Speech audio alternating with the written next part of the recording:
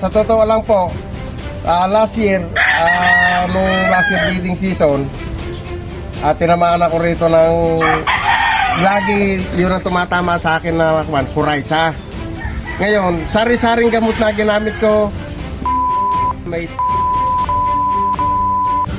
wala, ayaw nang gumana, hindi na pinakikinggan ng mga manok. Hanggang sa isang pagkakataon, nagpunta ako sa poultry farm, nagtanong ako, ala na baka akong kuya na ibang mas magaling pa kaya rito sa subukan mo yung guaya penicol. Baka ako pares lang din ka ako nung iba yan. Hindi, subukan mo ka. Okay po, bumili po ako ng 5 piraso lang. Uwi ako sa bahay, hindi ko pinakain yung mga alaga ko na may tama. Tama po. Ngayon, ang ginawa ko, sinubuan ko ng guaya penicol. Nakangauklong sila, laglagang pakpak.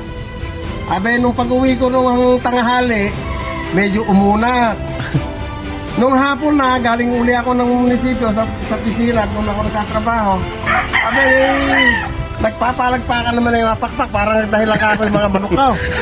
Ay, salamat po ako sa guayang penicol. Sabi ko dun sa may-ari ng tindahan ng Kay pagkain Bites. ng manok. Ngayon, pag naghahanap ako, wala akong inabutan, nagagalit ako. Salamat to. Salamat Kuya Boy sa maiksing mensahe. Tangkilikin nyo po at talagang mahusay. Pit Maniwala Cobra kayo sa po. akin. Pit Cobra. Pit Cobra. Gawa ng Pit Cobra. Salamat po Kuya Boy ha. Maniwala po kayo sa akin at nasubukan ko na 100%. God bless po. Mabuhay po kayo ha. Maraming salamat. Maraming salamat din po.